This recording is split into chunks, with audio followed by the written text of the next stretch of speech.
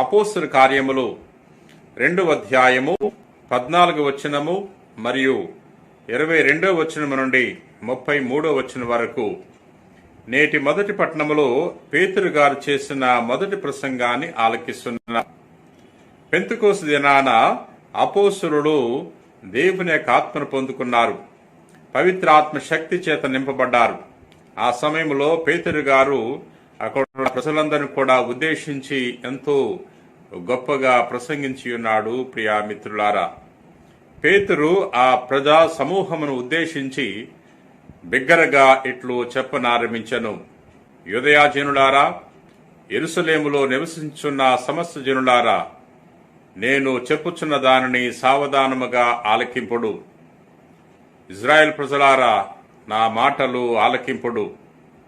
నజరేయుడైన యేసును అద్భుతముల ద్వారా, మహత్కర కార్యముల ద్వారా, సూచక క్రియల ద్వారా దేవుడు మీకు రూఢివనర్చెను. ఇది మీకై మీరు గ్రహించినట్లుగా దేవుడు వారిని ఆయన ద్వారా మీ మధ్యనే చేసెను. క్రీస్తునాథుని యందు ప్రియ సహోదరి సహోదరులారా, పేతురు గారు దేవుని యొక్క ఆత్మశక్తి చేత నింపబడి ధైర్యంతో ప్రసంగించి ఉన్నాడు. ప్రభుకి సాక్ష్యం ఇస్తున్నాడు. మనం కూడా ఈ ఉత్థాన కాలములో క్రీస్తుకు సాక్ష్యం ఇవ్వాలి. క్రీస్తుకు సాక్ష్యం ఇవ్వాలంటే క్రీస్తు యొక్క అనుభూతిని పొందుకోవాలి. ఉత్థాన క్రీస్తును మనం ధ్యానం చేసుకున్నప్పుడు ఆ ప్రభు ఆ అనుభూతిని మనకు దయచేస్తాడు. ఎప్పుడైతే దేవుని యొక్క అనుభూతిని పొందుకుంటామో, దేవుని యొక్క శక్తి చేత నింపబడతామో, అప్పుడు ప్రభు గురించి ఇతరులకు చాటి చెప్పగలము. ప్రియా సహోదరి సహోదరులారా, మనము ధ్యానం చేసుకునే సువిశేషము మత్తయి సువార్త 28వ అధ్యాయము 8వ వచనం నుండి 15వ వచనం వరకు.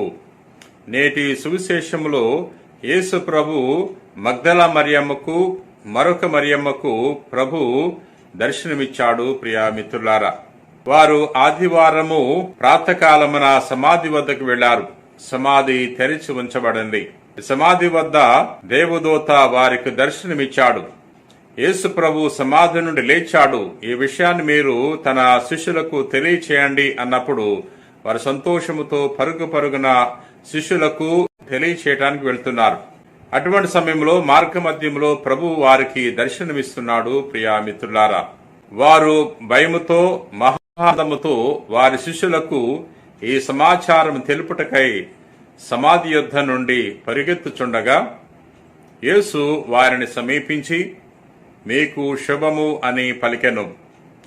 వారు ముందుకు వచ్చి ఆయన పాదములు పట్టుకొని ఆరాధించిరి.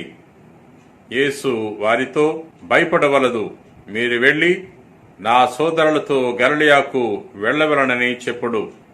ప్రియా సహోదరి సహోదరులారా, మగ్దలా మరియమ్మ వేరొక మరియమ్మ ప్రభుని దర్శించుకోగలిగారు. ప్రభు వారికి గొప్ప అవకాశం ఇచ్చాడు. ప్రప్రదంగా వారికే ప్రభు దర్శనమిస్తున్నాడు. ఎందుకంటే వారు ప్రభుని ఎంతో ప్రేమించారు. మనం కూడా అందరికంటే ప్రభుని మిన్నగా ప్రేమించినప్పుడు ప్రభు మనకు కూడా దర్శన భాగ్యాన్ని దయచేస్తాడు.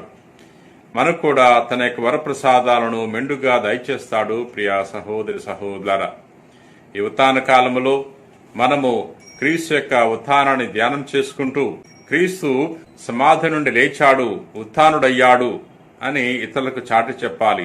ఎవరెవరైతే క్రీస్తు వలె ఈ భూలోకములో జీవిస్తారో, క్రీస్తు యొక్క సువార్త విలువల ప్రకారంగా జీవిస్తారో, అటువంటి వారందరూ కూడా ప్రభు యొక్క మోక్ష బహుమానాన్ని పొందుకుంటారు అనే విషయాన్ని తెలియచేయాలి. ప్రియా మిత్రులారా, ప్రేమ కలిగిన ప్రభువా, దయగిన సర్వేశ్వర, ప్రభువా, నేను స్తుతిస్తున్నాం, మహింపరుస్తున్నాం, గణపరుస్తున్నాం.